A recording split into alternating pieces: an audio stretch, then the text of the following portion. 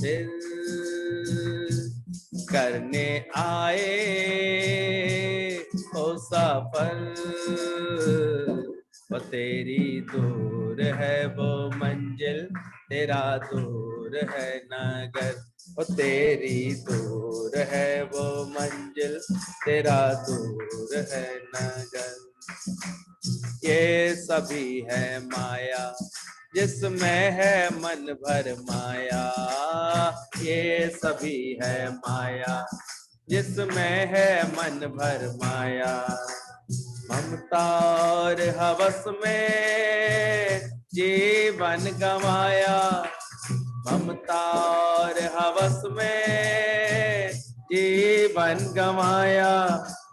अंत समय में पगले तेरे कोई काम न आया, तेरी दूर है वो मंजिल, तेरा दूर है नगर, ओ तेरी दूर है वो मंजिल, तेरा दूर है नगर। तू सैलानी मुसाफिर करने आए हो सफर, तेरी दूर है वो मंजिल, तेरा दूर है नगर, और तेरी दूर है वो मंजिल, तेरा दूर है नगर। ये दुनिया रैन बसेरा तुमने लगाया तेरा, दुनिया रैन बसेरा तुमने लगाया डेरा। इस घर को कहते हो ये घर है मेरा, ये दुनिया रैन बसेरा तुमने लगाया डेरा। इस घर को कहते हो ये घर है मेरा, लेकिन ये घर कुटुंब कबीला नहीं रहेगा तेरा। तेरी दूर है वो मंजिल, तेरा दूर है नगर, और तेरी दूर है वो मंजिल, तेरा दूर है नगर। तू सैलानी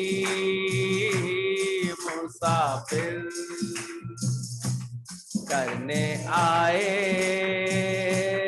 हो सफर, तेरी दूर है वो मंजिल, तेरा दूर है नगर, और तेरी दूर है वो मंजिल, तेरा दूर है नगर। अरे सुन ले रे मन संसारी, अपनी अकल गई मारी, ओ सुन ले मन संसारी, काहे अकल गई मारी। क्या भगवान के आगे चलेगी तुम्हारी, हर सुन ले मन संसारी, अपनी अकल गई मारी। सुन ले रे मन संसारी, अपनी अकल गई मारी।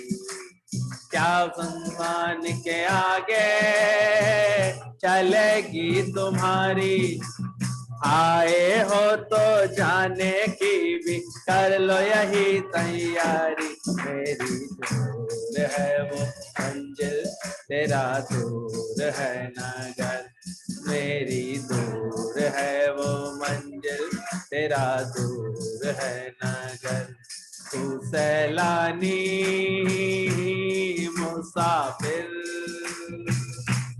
करने आए हो सफर, तेरी दूर है वो मंजिल, तेरा दूर है नगर, और तेरी दूर है वो मंजिल, तेरा दूर है नगर। तू सैलानी मुसाफिर। प्रैक्टिस कराई तो ये बात आ गई अंदर में धीरे धीरे कि क्या हुआ जो हम अपनी गलती मान लेते हैं, तभी तो हम अपना सुधार कर पाएंगे। मानेंगे ही नहीं तो कैसे सुधार कर पाएंगे। जब तक ये मन में अहंकार भरा रहेगा कि हम तो सही हैं, हमने कौन सी गलती की है, तब तक आप बिल्कुल नहीं बदल पाएंगे अपने आप को।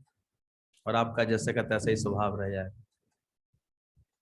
लेकिन यहाँ बैठते बैठते गुरु जब चारों तरफ से हमारा उद्धार करता है, हमारे अहंकार को मिटाता है, हमारे कर्ता भाव को मिटाता है, हमारे अंदर की ममता को मिटाता है, तब धीरे धीरे ये महसूस होता है कि क्या हुआ, मान लिया अगर हमने तो। अगर वो चाह रहा है कि हम अपनी गलती माने तो मान लेता है ज्ञानी। दादाजी तो एक बच्चे के आगे भी अपनी गलती तुरंत मान लेते थे। ये हमारे गुरु का आदर्श भी इसलिए हमको अपने आगे रखना चाहिए। उसी से सीख पाते हैं, उसी से बात समझ पाते हैं। कैसे दादाजी एक बच्चे के आगे भी अपनी गलती तुरंत मान लेते थे। एक बार सत्संग में उन्होंने बताया, अनकंसर्न, अनअटैच्ड, डिसइंटरेस्टेड हो जाओ। हमारे सत्संग की ये सुंदर वचन है। गुरु अपने ज्ञान का अभ्यास करा के हमें क्या बनाता है? अनकंसर्न, अनअटैच्ड और डिसइंटरेस्टेड। ये तीन सुंदर समझ के शब्द हैं। अनकंसर्न मतलब चिंता रहित, कंसर्न नहीं हो, चिंतित ना रहो, चिंता रहित बनो। बनी बनाई बन रही है, अब कच्चू बननी ना है। आगे की चिंता, क्या होगा, कैसे होगा, कहाँ से होगा, कैसे कैसे बनेगी बात, ये गुरु छुड़वाता है हमारे अंदर से। अनकंसर्न हो जाओ, अनअटैच्ड हो जाओ, असंग हो जाओ। अटैचमेंट्स नहीं होनी चाहिए। जगत है, छूटेगा ही छूटेगा, बदलाव होगा ही होगा, उसमें इसमें परिवर्तन होता ही होता है। ऐसा भाव जगाओ अपने अंदर, तो अनअटैच्ड होकर के रहो। और बोला डिसइंटरेस्टेड, एक इंटरेस्ट रख के बैठते हैं हर बात में, नाक घुसाड़ के बैठते हैं, नाक रख करके बैठते हैं अपने, क्या हो रहा है, किया कि नहीं, हुआ कि नहीं। जैसे जैसे ज्ञान की प्रकृति आपकी बनती आएगी ना, आप डिसइंटरेस्टेड बैठे। विश्वास है, बनी बनाई हो रहा है, हुआ पड़ा है, सब भगवान ने रचा पड़ा है। कभी कभी देखते थे, मैंने कहा 4 लोग आ रहे हैं, वहां के लिए हम लोग पहले 4 कोई रिश्तेदार आते थे तो इतना दिमाग चलाते थे, और गुरु के दर पर देखा 800 लोग, 400 लोग, 600 लोग, 2 हजार लोग। लेकिन इन लोगों के मन में कोई हलचल नहीं है, कोई दिक्कत नहीं, बस एक विश्वास है, एक सुंदर समझ से कार्य हो रहा है। कार्य एक सुंदर व्यवस्था से हो रहा है, क्योंकि अब वो भगवान का कार्य बन चुका है। वो इसमें इतने अंदर से इंडिफरेंट दिखाई दे रहे हैं, असंग दिखाई दे रहे हैं, अनअटैच दिखाई दे रहे हैं, अनकंसर्न दिखाई दे रहे हैं, डिसइंटरेस्टेड दिखाई दे रहे हैं। तो पहले बहुत छल होती थी ऐसे अंदर में। हालांकि धीरे धीरे ज्ञान का अभ्यास से ही होता है, लंबा समय लगता है इन सब बातों में। पहले थोड़ी सी बात में बौखला जाते थे, परेशान हो जाते थे, उलझते थे। अभी देखते हैं धीरे धीरे गुरु ने इतना अच्छा अभ्यास करा दिया है, शांत रहता है। क्या हुआ, क्या फर्क पड़ता है, ये भी गुजर जाएगा, ये बात भी गुजर जाएगी। दादाजी ने बताया सत्संग में, एक बार ये सत्संग करके जा रहे थे दादाजी की, अनकंसर्न हो जाओ, अनअटैच्ड हो जाओ, डिसइंटरेस्टेड हो जाओ। ज्ञान का वचन है, इसको एक्सप्लेन कर रहे थे दादाजी। जब सत्संग के कमरे से बाहर आए, एक स्थान था सत्संग का, वहां से बाहर आए तो बाहर कमरे की लाइट बेकार जल रही थी, कोई बैठा भी नहीं था, पंखा और लाइट जल रही थी। तो दादाजी ने पूछा, तो बच्चा बैठा हुआ था वहां पर, जो बैठ के वहां से निकल के गया था, अरे तूने बत्ती क्यों नहीं बंद की? उसको टोका, उसको बोला। तो जैसे ही पोते ने सुना, अभी तो कह रहे थे आप अनअटैच्ड हो जाओ, अब क्यों पूछ रहे हैं आप? वो छोटे से बच्चे ने, उनका जो नाती था, उसने दादाजी को ऐसे बोल दिया। सत्संग तो सुना रहे थे, अनअटैच्ड हो जाओ, और बाहर आते ये बत्ती क्यों जल रही है, ये क्यों जल रहा है? तो दादाजी ने उसकी इस बात का बुरा नहीं माना बिल्कुल भी। दादाजी ने कहा बिल्कुल ठीक बात है, और उसी समय बच्चे को गोद में उठा करके बोला, और बहुत खुशी से बोले, तू मेरा गुरु है, जो तूने मेरी गलती पर मुझे सावधान किया। जो अपनी गलती नहीं मानता है वो फिर ज्ञानवान नहीं हो पाता है, ध्यान रखना। दादाजी ने तुरंत उस बच्चे को अपनी गोद में उठाया और उसको नमस्कार किया, एक तरह से उसकी सराहना की कि तूने कितने अच्छे से मेरी गलती पकड़ा दी। बोलना कितना आसान है ज्ञान के वचनों को, और उस पर पूरी तरह अमल में चलना कितना मुश्किल हो जाता है 1 मिनट में। हालांकि बहुत छोटी बात है, हम बड़े आसान पे से बहुत तर्क वितर्क भी कर सकते हैं, तो तर्क भी दे सकते हैं तरह तरह के, लेकिन जिसको अपने को ज्ञानवान बनाने का शौक होता है वो तुरंत अपनी भूल को और गलती को पहचानता है, मानता है, दुरुस्त करता है, बहस नहीं करता इन बातों पर। वो जानता है कि अगर मैं कह रहा हूं तो क्या मैंने इसके ऊपर आचरण बनाया, अनअटैच्ड हुआ, डिसइंटरेस्टेड हुआ। इसलिए तो बोला गया कोई कोई बिरला हो पाता है अंदर से पूरी तरह से। मत तलब, जब किसी बात की तलब नहीं रह जाती ना, उसको इच्छा नहीं रह जाती, तब ऐसी मन की स्थिति बनती है अंदर से कि क्या चाहूं, क्या मांगू, क्यों अटके। तो अटका जगत में मगर किसके लिए। लेकिन जब अंदरूनी धन का लोभ होता है ना, धन की पकड़ होती है, माया की पकड़ होती है, तो फिर इंसान देखो छोटी छोटी बातों पर ऐसे उलझेगा, ऐसे टोक देगा, बोल देगा, और वो बड़ी चतुराई से अपने ज्ञान से उसको साफ करता है, ऐसे दिखेगा। इसलिए कहना पड़ेगा ना, नहीं कहेंगे तो फिर सब बिगड़ जाएंगे, फिर ऐसे करेंगे, ऐसे करेंगे। पर अभी ये नहीं पहचानना कि मेरे अंदर भी इन सब चीजों के भी अटैचमेंट्स बचे हुए हैं। अभी मुझे इन सब बातों को लेकर के चिंता रहती है, अभी मैं डिसइंटरेस्टेड नहीं हुआ हूँ, अभी मैं अनअटैच्ड नहीं हुआ हूँ, अनकंसर्न नहीं हुआ हूँ। प्रैक्टिस इसकी करनी है, और हो जाती है मन से बार बार चूक। और अगर कोई ऐसे टोक दे कहीं, सत्संग तो ये सुनाया, बोलते तो ऐसे हैं, फिर आपने ऐसे क्यों बोला, तो गलती ना मानने की जगह उल्टा उससे बहस और कर बैठते। इसलिए बहुत झीनी माया है, मोटी माया सब तजे पर झीनी तजी ना चाहे।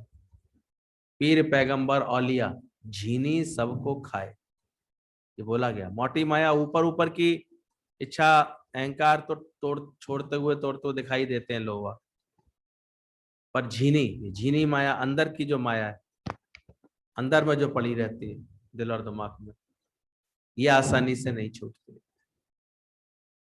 गहरी जड़ें बनी हुई, कल मैंने बोला कि धीरे धीरे इतनी जड़ों का जाल बन जाता है अंदर में। इसलिए ईश्वर के लिए बोला गया है ऊर्ध्व मूल वाला, जो माया में जड़ ऐसे नीचे होती हैं और पूरी जमीन ऐसे जगत को पकड़े रहती है। अब उसी का ही रूप बोला गया है ऊर्ध्व मूल वाला, उल्टे पीपल के पेड़ के समान। अब इतनी अधिक जड़ें जब हमारी परमात्मा में घुस जाएं, इतना अधिक अभ्यास हम कर लेंगे, जब इतना हर जगह परमात्मा देखने का भाव जगाएंगे, इतना परमात्मा को प्रकट करने का भाव जगाएंगे, इतना हर बात में परमात्मा करके जानेंगे, अपना मन इतना ज्ञान की बातों में रमाएंगे इतना कस के, जिसकी जड़ें परमात्मा में, अभी तो जगत में चली गई है। तो जगत का तो देखो जरा सा कुछ और कार्य व्यवहार कुछ होता है तो 2 मिनट में फीलिंग आ जाती है, 2 मिनट में ऐसे परेशान हो जाते हैं। इसी को गुरु जी कहते थे, जितनी प्रीत तुम्हारी हराम में उतनी हरी से हो जाए, तो चला जाए वैकुंठ को, तेरा पल्ला ना पकड़े कोई। अभ्यास तो दुर्लभ है, और करने वालों ने पाई है मंजिल। जो करते हैं अपना अभ्यास अच्छे से, तो वो सारी जड़ें फिर अपनी परमात्मा में डालते हैं, सारे भाव परमात्मा के डालते हैं, और इस अभ्यास में बड़े तत्पर रहते हैं। जैसे ही कोई भूल समझ में आए, कोई बताए, तो तुरंत मान लेते हैं। बेकार की बहस हम वैसे नहीं करते, इसलिए निर्मल हो जाता है उनका स्वभाव धीरे धीरे। ज्ञानवान का स्वभाव निर्मल होता है, निरहंकार होता है। अहंकार तो मानने नहीं देगा, अहंकार कैसे मानने देगा। मैं कैसे मान लूं अपनी गलती साहब, मेरी गलती नहीं है तो मैं कैसे मान लूं। सरासर आप देखो गलती उसकी है, भैसम वैसी और करेगा, सिद्ध करने की कोशिश करेगा। अहंकार तो सारे सब, पर गुरु ऐसा आचरण खुद भी दिखाते हैं और यही बात समझाते हैं। हानि मानी झगड़े छूटे, और कभी कभी तो इतने झगड़े बढ़ा लेते हैं कभी कभी मन के अंदर, जीवन के अंदर। कितना गुरु ने ये बात सिखाई है, हानि मानी मान ली तुमने, माफी मांग लो, क्या फर्क पड़ता है, छोड़ दो उस बात को, भुला दो। तो टके पैसे की बातों पर अपनी शांति गंवाना, ये कहां से शोभा देता है। जब ज्ञान के बाद ये गहराई तक बात समझ में आती है, मेरी शांति करोड़ों की है, लाखों करोड़ों की मेरी शांति है, मैं टके पैसे की चीजों पर क्यों गवाऊं, बातों पर क्यों गवाऊं। जब तक ये एटीट्यूड नहीं आएगा, ये समझ नहीं आएगी अंदर में पूरी तरह से, aim of life is peace of mind not money. जब गुरु के पास वो शिष्य बैठे हुए थे तो एक दिन गुरु ने कहा कि लिखो, तुम लोग लिस्ट बनाओ तुम्हें क्या क्या चाहिए। सबने लिस्ट बना दी, पर गुरु को सबको जागृत करना था। गुरु ने उनकी वो सारी लिस्ट को तो क्रॉस कर दिया और उसके नीचे बड़े प्यार से लिख दिया पीस ऑफ माइंड। हकीकत में तुमको चाहिए मन की शांति, और गलती से तुम समझते हो इन पदार्थों में तुमको मिलेगी, पदार्थों से तुमको मिलेगा सुख, पर तुम्हारा लक्ष्य है, तुम्हारा एम है, तुम्हें चाहिए मन की शांति। तो जब हम मन की शांति के इतने पीछे पड़ जाएंगे, शब्द आता है ना, मन शांति आई बजी बधाई, ता हुआ परवान। जब अपनी इतनी शांति के पीछे पड़ोगे, पढ़ना ही नहीं चाहते तो फिर कैसे पढ़ोगे। अशांति कितनी पसंद नहीं है, कोई बोले तो सही, कोई बताए तो सही, कोई बता तो दे मुझे क्या हो रहा है दुनिया में, क्या खबर हुई, अच्छा क्या बोला उसने, बता, तुमने बताया नहीं, कहीं तो तुमने बताया नहीं। तुम्हें शांति की आवश्यकता है। ज्ञानी धीरे धीरे शांत हो जाता है इसका मन। कल बड़ी सुंदर एक बात सुन रहे थे, पितावान बोल रहे थे कि जानते हो भगवान की भाषा है क्या, ये मौन है परमात्मा की भाषा। चुप साधु चुप का है संसार।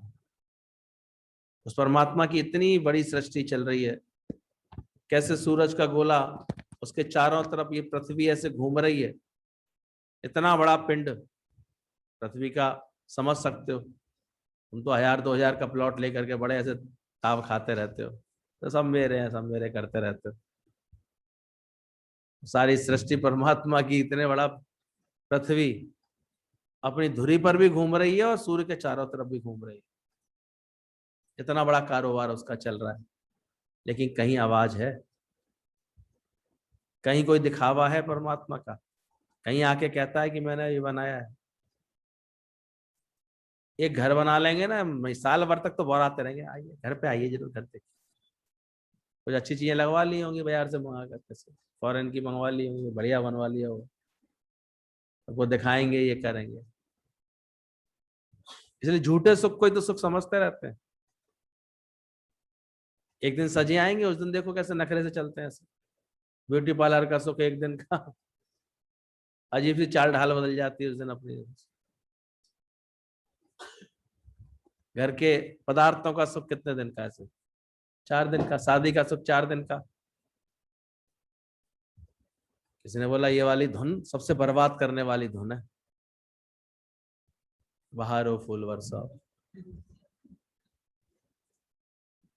उसको समझ आ जाती है ज्ञान की, जहां ये धुन बज रही समझ लो कोई ना कोई बर्बाद हो रहा होगा। मेरा महबूब आया है, बड़े खुश होते हैं उस समय बड़े। ये गाना ऐसा बिल्कुल जैसे बस बरमाला हो रही है, जरूर गाएंगे ही गाएंगे, तैयारी हो रही होती है एक के फंसने की। तो ध्यान देना है, सुख है कितनी देर के। नई गाड़ी का सुख कितनी देर का, 1 महीने तक उसकी पन्नी नहीं उतरने देते, और फिर अगर किसी ने गलती से कोई स्क्रैच मार दिया, फिर देखो कैसे अंदर में जलन होती है, अंदर वाला जलता है। नए घर का सुख 1 साल तक बढ़ाते रहते हैं, और उस परमात्मा को दिखाने की, अपने अंदर के परमात्मा को प्रकट करने की लगन लगे तो बात बने कि वो क्यों नहीं मैं प्रकट कर रहा, इस ठीकर से मैं ठाकुर को क्यों नहीं प्रकट कर रहा, मेरे जीवन से परमात्मा का अक्स निकले। उसको रोना आया उस लड़के को, जब वो चित्रकार आया ना तिहाड़ जेल में, उसको किसी दैत्य जैसे, राक्षस जैसी प्रकृति के व्यक्ति का फोटो बनाना था। वो तिहाड़ जेल गया, और जब उसने वो फोटो बना रहा था, उसका स्केच किसी को देखा, बड़ा खूंखार सा दिख रहा था, खराब सा दिख रहा था। उसका जब वो स्केच बना रहा था, उसने देखा उसकी आंख से आंसू निकल रहे थे। बोले भैया तुम्हें कष्ट हो रहा है क्या, मैंने तुमको आके ऐसे बोल दिया कि मुझे राक्षस का फोटो बनाना है, स्केच बनाना है। बोले नहीं, इस बात पे आंसू नहीं आ रहे, वो तो मुझे पता है मैं अब राक्षस जैसा हो गया हूँ, लेकिन आज कुछ याद आ गया मुझे, इसलिए मुझे रोना आ रहा है। बोले क्या याद आ गया तुमको? बोले आप याद करो, आपने 20 साल पहले किसी का फोटो बनाया था, किसी छोटे से बच्चे का बांसुरी पकड़ा के आपने फोटो बनाया था। बोले हाँ, वो तो कृष्ण का मैंने बाल रूप बनाया था, वो तो बहुत मेरा फोटो बिका था, फिर तो उससे बड़ा बिजनेस मिला था, वो फोटो बहुत अच्छा बना था। बोले आपको तो शायद नहीं याद होगा, पर मुझे अब याद आ गया, वो मैं था।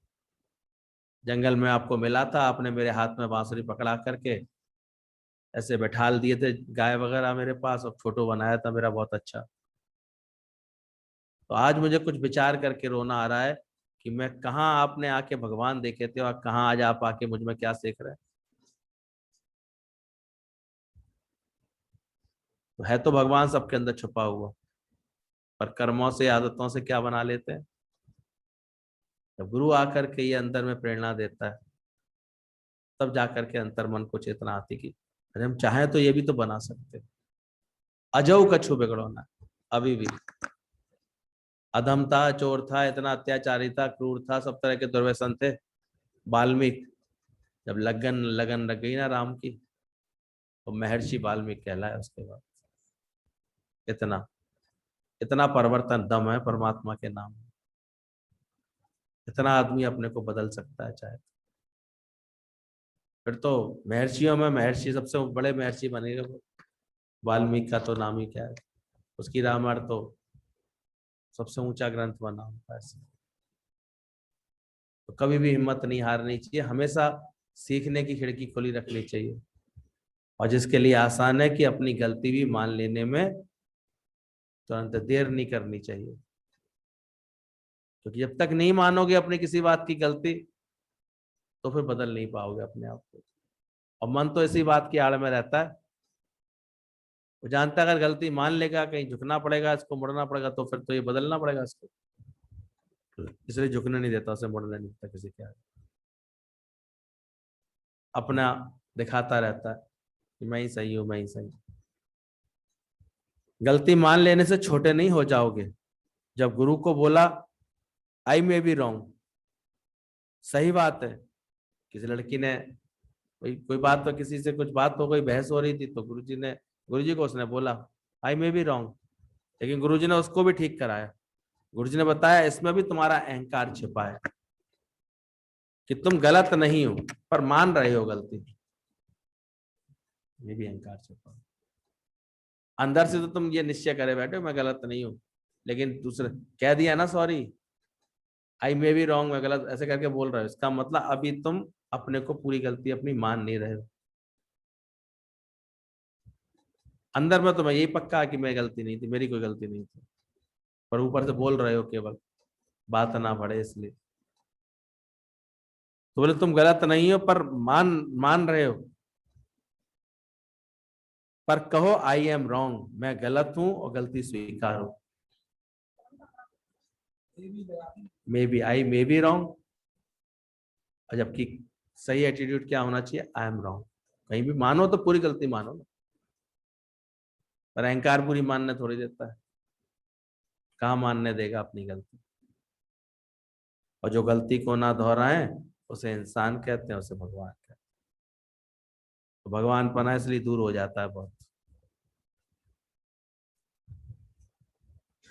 बोले हमेशा वो आई एम रॉन्ग, मैं गलत हूं, ये गलती स्वीकारो। गुरु को तो यहां तक कहना है कि तुम्हारी गलती ना हो तब भी मान लो। गुरु तो यहां तक कि तुमको ट्रेनिंग देना चाहता है। सर भले अगर तुम्हारी नहीं भी है कोई गलती, तुम्हारी इंटेंशन कहीं कोई गलत नहीं, कोई बात नहीं, लेकिन अगर दूसरा ये चाह रहा है कि तुम अपनी गलती मानो, तो क्या करो, मान लो, उसमें क्या। पर यहां तो गलती होती है तो भी नहीं मानते, इसलिए ये पहले अंदर में ज्ञान वाला भाव अंदर पक्का करो कि गलती को मानना सीख लो। कोई आसान नहीं होता, होता ही नहीं है। इतनी बकवास करने की, इतना सब फालतू बोलने की आदत होती है, कहाँ मान पाते हैं गलती। इसलिए ऐसी श्रद्धा, ऐसी विनम्रता आ नहीं पाती अंदर में। जो इतनी श्रद्धा के साथ बात हो पाए कि सेठ गए सागर का पानी मीठा, तो कह पाए हाँ जी, कहीं नहीं पाता, वो अंदर में इतना भरा पड़ा रहता है। किसी बात के लिए कोई टोके, गुरु कुछ बोले तो एकदम से मान ले, मान नहीं पाते। पर बैठे हैं सत्संग में, ये अपना शनिचर उतरवाएं, ये बात समझें कि आई एम रॉन्ग, मैं गलत हो सकता हूँ, गलत हूँ, फिर बदलें अपने आप को, फिर ठीक करें, फिर ठीक करें। और उस तरह की भावना अंदर में रखें कि जब वो भिक्षु होकर कोई अपना डंक मारने का स्वभाव नहीं छोड़ सकता, तो मैं संत होकर के अपना स्वभाव कैसे छोड़। एक संत जी पानी में नहा रहे थे, बिच्छू आ गया था तैरते तैरते, वो उनको डंक मार रहा था, वो उसको पानी से बार बार निकाल रहे थे, वो भड़बड़ा के डंक मार रहा था। अब डंक मारता तो वो फिर गिर जाता पानी में, फिर वो डंक मारता, फिर वो निकालते, फिर वो डंक मारता, फिर पानी में गिर जाता, फिर वो डंक मारता। किसी ने कहा जब आपको डंक मार रहा है तो आप इसे क्यों निकालना चाह रहे हैं, तो हंसने लगे। बोले मैं यही तो देख रहा हूं, जब ये बिच्छू होकर के अपना स्वभाव नहीं छोड़ रहा,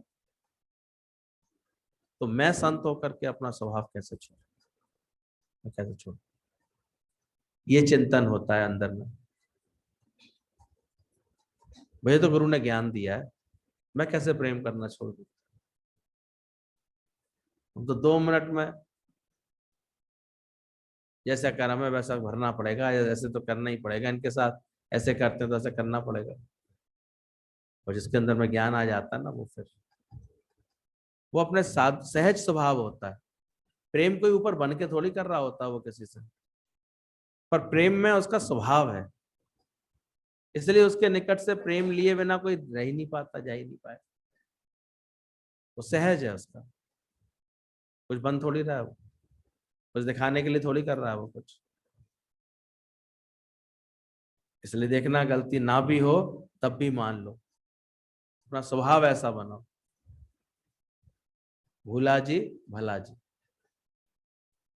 तुरंत ये बात कहने वाला, इतने हुक्म में चलने वाला जो हो जाता है धीरे धीरे, इतने अच्छा स्वभाव बना। और हर जगह, केवल गुरु के ही आगे नहीं, जहां भी परमात्मा रखे, जैसे भी रखे, वो तुरंत अपने को मोड़ता है, अपने को अपनी मानता है, बात को आगे बढ़ता है। पर ये बात आसान नहीं थी, ये बात भी धीरे धीरे गुरु जब बैठते हैं सत्संग में तो देखा करो ये बात आ जाती है।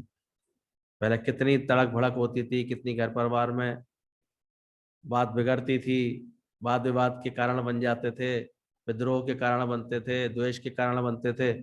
अभी धीरे धीरे कम हुए होंगे, तो उसका कारण क्या है। चलो आई में भी रॉन्ग वाली बात तक तो आ ही गए होंगे, और आप क्या बोलो, अब क्या समझना है, आई एम रॉन्ग। ये तो बड़े आराम से बहस करने के बाद, ठीक है भाई, माफ करो, हो सकता हमारी गलती है भाई, ऐसे मान।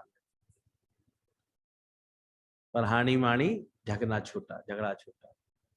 अभी तुम्हारे अंदर मन में किसी के लिए भी कोई झगड़ा नहीं रहेगा, कोई किसी से द्वेष नहीं रहेगा, जब ये बात अंदर में आ जाती है। बोले 12वां पॉइंट है, आसान नहीं है क्रोध व प्रतिशोध को की भावना से मुक्त होना। पूरी तरह से क्रोध से, प्रतिशोध की भावना से मुक्त होना आसान नहीं होता है। इसके लिए बहुत गुरु यहाँ पर बैठाल के मेहनत कराता है, गुरु की बार बार मेहनत होती है। एक शिष्य था, वो आया गुरु के पास ज्ञान का अभ्यास करने के लिए, और गुरु उसके स्वभाव को जानता था कि क्रोधी नाथ है बहुत, थोड़े से में इसको क्रोध आ जाता है। गुरु जी ने साल भर उसको बैठ के ज्ञान का अभ्यास कराया, लेकिन अच्छा स्कूल होता है तो परीक्षा तो लेता है, टेस्ट तो लेता है। अभी तो कल सब बच्चे बल्ले बल्ले कर रहे हैं, पुराने अनुमान से उन सबको नंबर मिल गए हैं, परीक्षा हुई नहीं।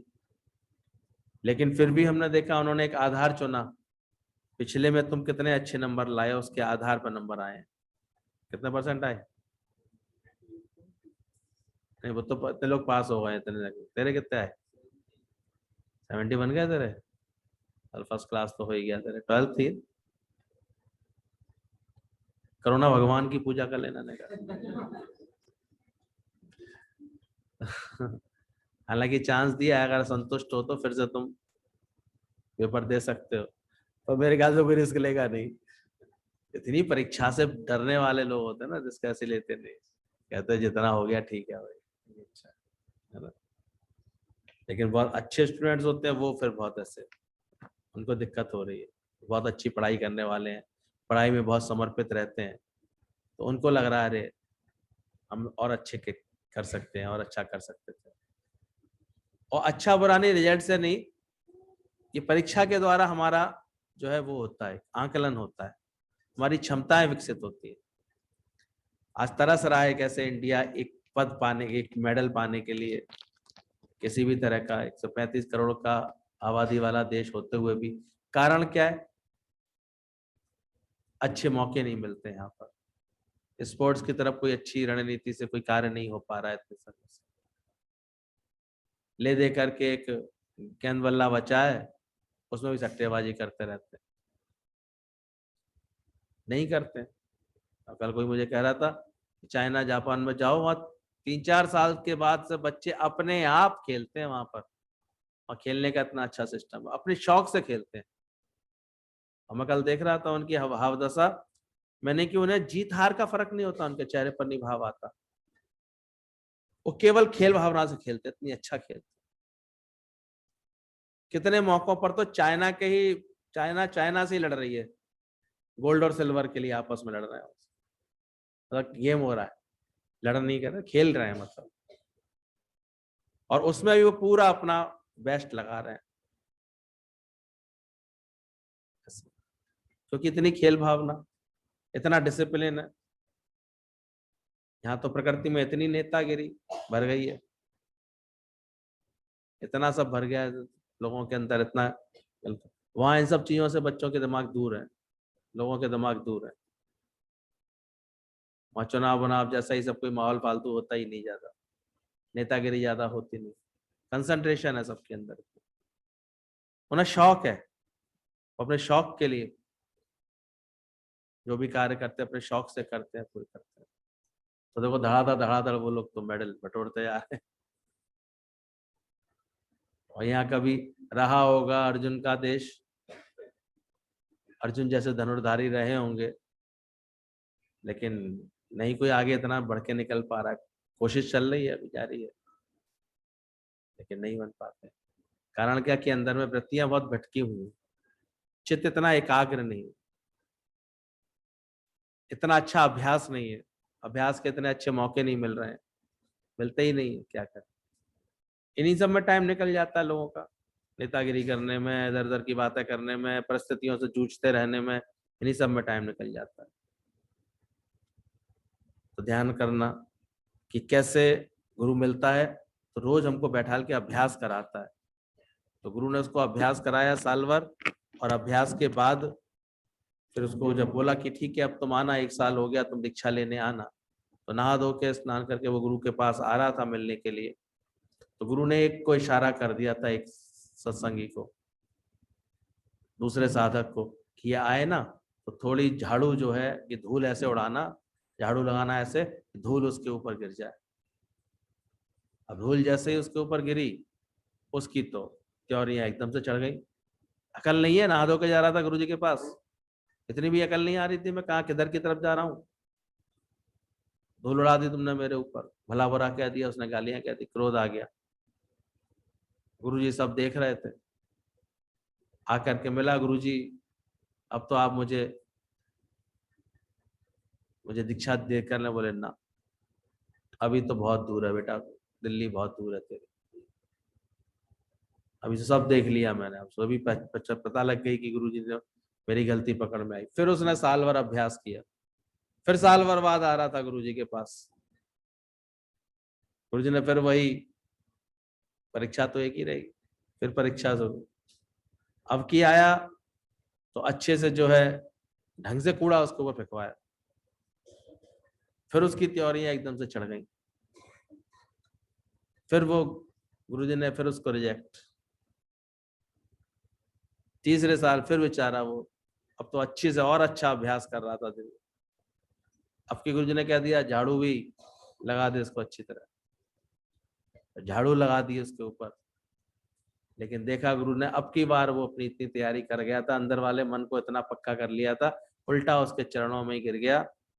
कहता है आप तो बस आज मुझे पूरे भगवान ही नजर आ रहे, बहुत शुक्राने हैं जो आपने मेरे अंतर मन के सारे मैल को साफ करने में मेरी मदद की। इस तरह से वो उसके प्रशंसा कर रहा था। तब गुरु ने उसको अपनी शरण में रखा। तो आसान नहीं था क्रोध व प्रतिशोध की भावना से मुक्त होना। ये गुरु अपने पास बैठाल बैठाल करके धीरे धीरे इनसे निकलवाता है। कोई बुरा नहीं है भले मन के वास्ते। सही मर्यादा से चलना सिखाता है। मर्यादाहीन चलोगे तो भी कुछ ना कुछ गड़बड़ कर बैठोगे, ध्यान रखना। जहां बैठे हो वहीं संभालो। जहां परमात्मा ने रखा है पहले उस चीजों को संभालो। और समय लगता है। आप सोचा करो, जो कोई हट में बैठे हो तो उसमें बैठे उन सबके साथ, इसलिए हमारे यहाँ गुरुजी ने बोला इसलिए एक आने ज्ञान में पक्का कराऊंगा और 15 आने ज्ञान तुम्हारे घर वाले पक्का कराएंगे। तो बहुत बड़ा अनुपात है। 15 भाई 1% मैं कराऊंगा, एक आने, और 15 आने कौन कराएंगे? 16 में से एक आने मतलब कितना हुआ? 5% केवल समझ लो। 7%, 5-7% तो मैं कराऊंगा पक्का। बाकी कौन पक्का कराएंगे? तुम्हारे घर वाले तुम्हें पक्का कराएंगे। वो दिन भर तुम्हारी परीक्षा लेंगे, वो दिन भर तुम्हारे संग तुम्हारे को चेक करेंगे। आसक्ति कितनी हो रही है, ममता कितनी हो रही है, इच्छा कितनी हो रही है, अहंकार कितना हो रहा है, लोभ मोह कितना हो रहा है। तो अलग से कोई झाड़ू वाला रखने की गुरु को जरूरत नहीं। वो तुम्हारे घर में ही रख छोड़े हैं उसने, और 2-2 मिनट में तुम्हारा रिजल्ट पता लगता रहता है गुरु को। ये नहीं समझना गुरु को कुछ दिखता नहीं है, सब दिखता है। वो तुम्हारा अंदर वाला परमात्मा नहीं प्रकट हो पाता ना, ध्यान रखना। ये जब गलतियां पे गलतियां होती रहती हैं, परमात्मा छुपता रहता है। जिस दिन तुम्हारे अंदर से सब गलतियां धीरे धीरे भूलने सुधर जाती हैं, ये सब तुम्हारा प्रतिभावना सारी बदल जाती है, तुम्हारे खुद के आचरण में से भगवान प्रकट हो जाता है। कोई भगवान किसी ने रोका थोड़ी है, तुमने ही रोक रखा है। प्रकट तो वहीं का वहीं है भगवान। इसलिए ध्यान रखना, गुरु मिलता है कैसे धीरे धीरे इन सबको ठीक कर देता है। आत्मबोध से ना क्रोध होगा, ना वैर विरोध, और ना ही प्रतिशोध होगा। इसलिए रोज यहाँ बैठाल के गुरु आत्मबोध की बात सुनाता है। रोज इतना आत्मबोध करो, आत्मा का बोध करो, तो धीरे धीरे ना फिर क्रोध होगा, ना वैर विरोध। अभी देखो धीरे धीरे हम लोग अनुभव करते हैं। अब जैसे गुस्सा पहले से बहुत गुरु ने खत्म करा दिया, क्रोध बहुत कम करा दिया, मिटा दिया। शुरू शुरू में तो और जब तत्परता से गुरु जी ऐसा तो क्रोध आता ही नहीं है। नया नया मुल्ला ने प्याज ज्यादा भी खाता है। शुरू शुरू में नया नया ज्ञान में आता है तो उसे इतनी शांति मिलती है। अब कुछ दिन यहाँ टिकेगा ना, तो फिर देखें छोटी छोटी, अभी तो शुरू शुरू में उसे बड़ा प्रेम मिलता है, बड़ा अच्छा लगता है, तो कहता है अरे तो बड़ा मजा आ गया बाहर। लेकिन ये आसान नहीं है। फिर धीरे धीरे पानी जब नीचे जाएगा तब फिर पुराने स्वभाव संस्कार फिर पलटा खाएंगे। लेकिन पकड़े रहना गुरु का हाथ, कस के लगन रखनी पड़ती है। तो गुरु जैसे कराए, इसलिए शुरुआत में तो बिल्कुल विनम्रता से बैठना चाहिए गुरु के आगे, चरण धूल। वो धरती पर बैठने दे रहा है, इसकी भी शुक्राने करना। कभी इसके सर पर बैठने की कोशिश मत करना।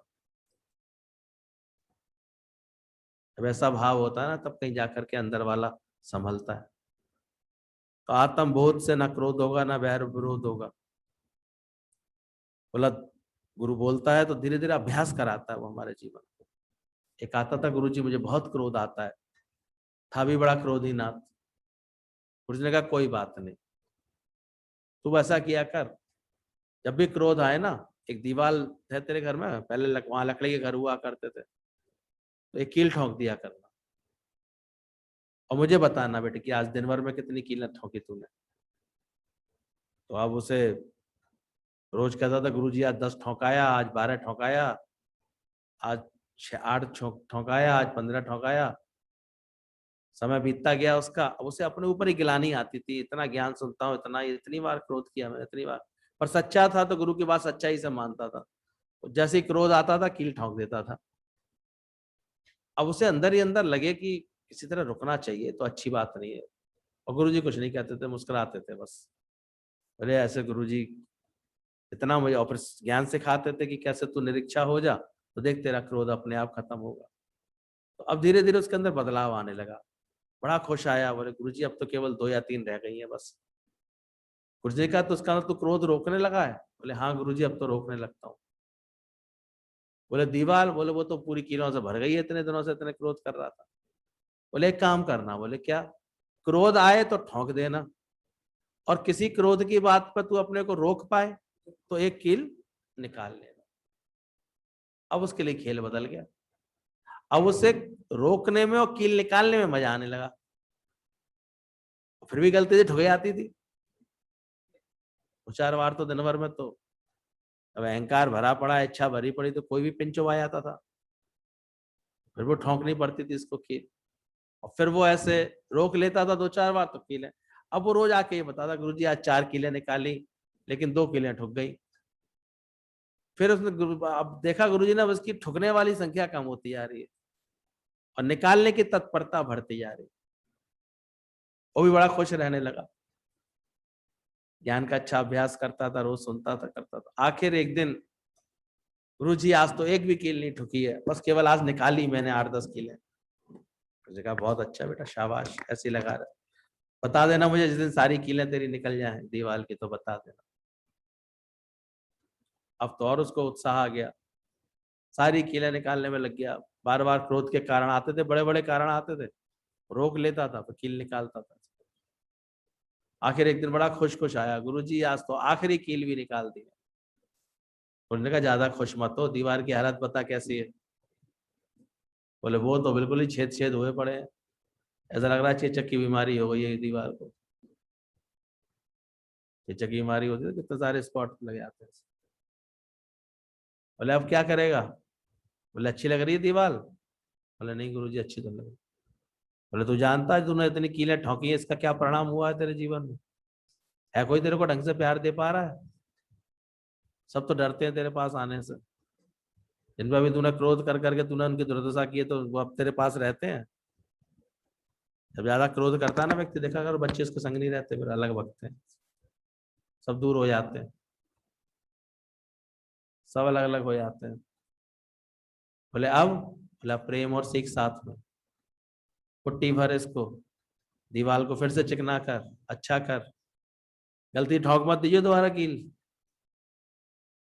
उसको समझाया, इतना समझ में आया उसको, धीरे धीरे उसका अब कीलें ठुकना बंद हो गई बिल्कुल। उसकी कीलें निकाल ली उसने सारी धीरे धीरे करके, फिर अपना जीवन बन गया। तो इतनी मेहनत, इतनी तत्परता से, लगन से कार्य होता है, एकदम से नहीं, जो एकदम से कोई बदलाव नहीं आता है। एक अभ्यास करना पड़ेगा, और जो सच्चे होते हैं वो गुरु को बताते रहते हैं कि हमारे अभ्यास में ही हमें फायदा हो रहा है, अभ्यास से फायदा हो रहा है। और जो लापरवाह होते हैं, जो बच्चे पढ़ने ही नहीं आते, अब स्कूल बस जाना है, केवल पीछे से बैठ करके चुपचाप अपने चले जाते हैं। इसलिए मैं कहता हूँ आगे आके बैठा करो, पीछे वालों को मुझे पता ही नहीं चलता क्या कर रहा है। वो बातें नहीं करते कुछ, जो बातें करते तो कम से कम पता तो लगता है कि कितनी ठोक के आए कीले या निकाल के आए। क्या कर रहे हो आजकल? नई कीलें तो नहीं ठुक रही कहीं? अरे कुछ भरोसा नहीं किसी। कल कितनी ठोकी थी? हम्म।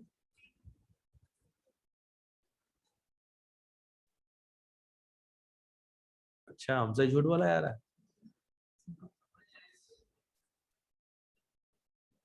तू तो छोड़, तू तो दिन भर में एक आध ठोके बिना रहता नहीं है, मुझे पता है। क्या चकल की रिपोर्ट बताइए। काम है कह रहा कील ठोकने का ही तो काम है गुस्सा करने का ही तो काम है ऐसे उसके बाद पर हाँ, इतना गुरु को विश्वास है कि धीरे धीरे सुधार होता है, कार्य प्रगति पर होता है, बदल जाता है। तो सच बात है, आसान नहीं था क्रोध को रोक पाना, प्रतिशोध की भावना को रोक पाना। धीरे धीरे गुरु से मुक्त कराता है हमको, ऐसे हमारे अंदर का सारा राग द्वेष ठीक कराता है। ऐसी ऐसी सुंदर सुंदर समझ मिलती है कि अचानक ही मान लो कोई कारण किसी से आया, कारण अचानक ही आएंगे, तुम्हारे कह के नहीं आएंगे कोई। अगर अंदर में किसी बात की इच्छा पड़ रही है ना, लगी हुई इच्छा है, देखो तुरंत तुम्हें कोई क्रोध ला जाएगा। समय से पहुंचू, उसी समय कोई आ जाएगा, फिर क्या होगा? उत्तेजना, अरे अकल नहीं थी, ये कोई टाइम था आने का, इसी समय आ गए। ये काम ऐसे हो जाए, अब उसे ना होने में रुकावट आएगी, तो क्या आएगा अंदर में? वाल आएगा। तो अच्छा अभ्यास करने वाला धीरे धीरे इन सब चीजों को जीतता है, समझता है। गुरु जी ने कहा, बोले कि अगर एकदम से तुम्हारे किसी के लिए क्रोध आ रहा है, तो तुम देखना प्रैक्टिकल करके, तुम उसी समय लेटर लिखो उसको, जो बातें तुम्हारे अंदर में उसके लिए आ रही है लिख दो। उसने लिखा, 4 पेज भर गए उसके, उसको गालियां देने में।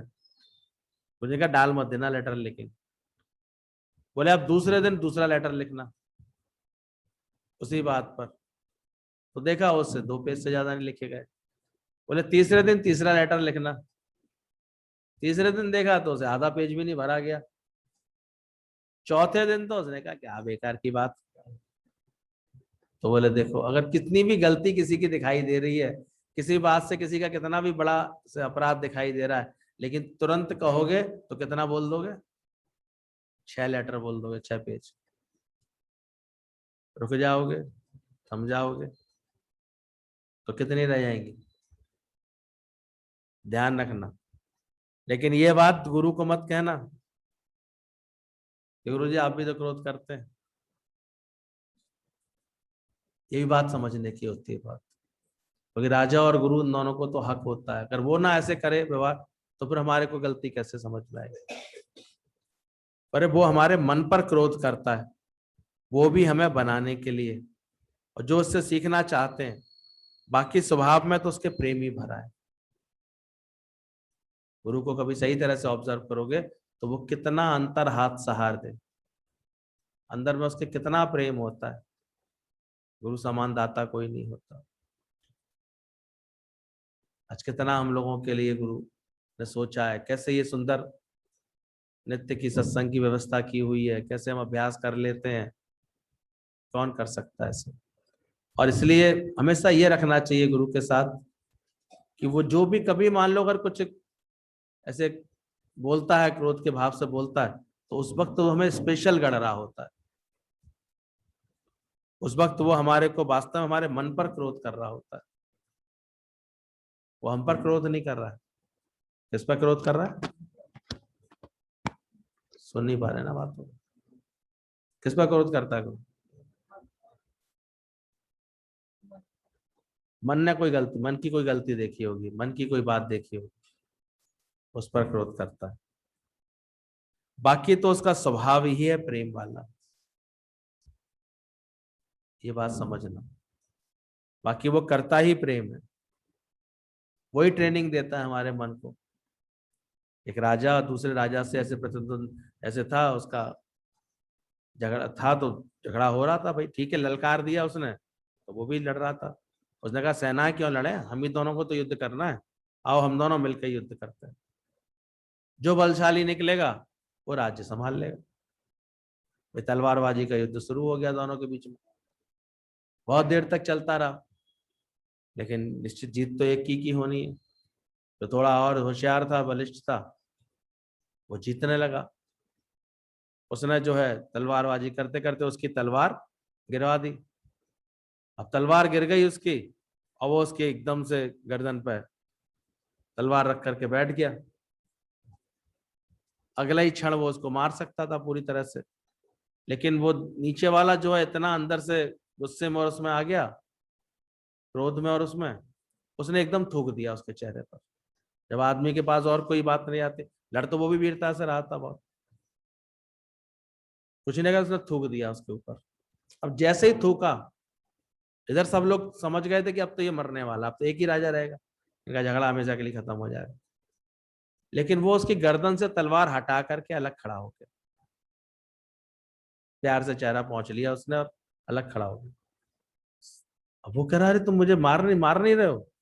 सब लोग बोले अरे, और जो उसकी साइड के तो चीख ही रहे थे, मार दो उसको, मार दो उसको, मार दो। और दूसरी तरफ के वाले थे वो एकदम सख्ते में खड़े थे कि अब तो ये मरने बिल्कुल वाला है। लेकिन छोड़ क्यों दिया आपने? बोला भले हम लोग एक प्रतिद्वंद कर रहे थे ये सिद्ध करने के लिए कि कौन यहाँ का राजा होना चाहिए, कौन बनेगा राजा यहाँ का, लेकिन ध्यान रहो मेरा कोई तुमसे द्वेष नहीं था, सिर्फ एक मुकाबला चल रहा था, जो बहादुर होता वो जीत आता। लेकिन जैसे तुमने थूका तो तुम्हारे इस व्यवहार से मेरे अंदर द्वेष आ गया, तुम्हारे प्रति द्वेष आया। तो मेरे गुरु ने कहा है कि द्वेष में कोई कर्म नहीं करना है, ना राग में कोई कर्म करना है, ना द्वेष में कोई कर्म करना है। इसलिए अब मैं तुमको नहीं मार सकता हूं। वैसे मर जाते युद्ध करते करते, मार ही रहा था, तुम्हें मारना ही था, तो वो तो मेरे युद्ध का धर्म था। पर ऐसे अगर तुमने, वो राजा एकदम से उठ करके उसके चरणों में गिरा, कह रहा तुम पहले तो मुझे अपने गुरु से मिलवाओ जिसकी वजह से आज मेरे प्राणों की रक्षा हुई है, और मैं अब तुम्हारी अधीनता स्वीकार करता हूँ। आज कैसे, नहीं तो प्राण तो जा ही रहे थे मेरे, कैसे गुरु की समझ के कारण मैं बच गया। तो इतनी बड़ी शत्रुता किसमें बदल गई उनकी आपस में? मित्रता में बदल गई। तो गुरु कैसे हमारे अंदर में सावधानी दे देता है कि कोई भी कर्म किस भाव से नहीं, कभी नहीं करना, न राग में न द्वेष में, समत्व भाव से। कर्म की खातिर ज्ञानवान से कर्म हो रहा होता है, केवल राग से नहीं हो रहा, इच्छा से नहीं होता, उसका निष्काम भाव से हो रहा होता। बाकी ये निश्चित था कि युद्ध करेंगे तो दो में से एक ही रहेगा, लेकिन जब द्वेष आ गया उसने कर्म छोड़ दिया था। तुम भी देखो, गुरु के दर पर बैठते बैठते ऐसी समझ आ गई है। ठीक है, घर में परिवार को संभालना करना ये सब जिम्मेदारी सहज है, लेकिन उसमें कहीं राग द्वेष तो नहीं ला रहे हो, कहीं द्वेष तो नहीं बना बैठे हो किसी के साथ अपने मन के अंदर बहुत बेकार का, कि बार बार तुम्हारा कर्म उस द्वेष से प्रेरित होता हो। जब द्वेष आ जाता ना, कहीं भी बैठ के आप उसकी बुराई करना शुरू कर देते हैं। और जब ना राग होगा ना द्वेष होगा ना, आप कहीं किसी के बारे में कोई व्यर्थ की चर्चा नहीं करें। हम तो समझ जाते हैं, हमारे पास आकर के घर के किसी मेंबर की तुम बात कर रहे हो, हम समझ जाते हैं इसके अंदर देखो द्वेष पनप रहा है, अब इसकी प्रकृति में नफरत आ गई। बाकी तो दो बर्तन है, कभी भी कोई व्यवहार में ऐसी बात हो सकती है, कोई बड़ी बात नहीं। उसका स्वभाव अलग हो सकता है, तुम्हारा अलग हो सकता है।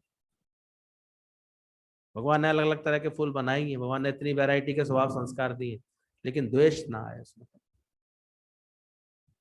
देखो इसमें सावधान रहते हो।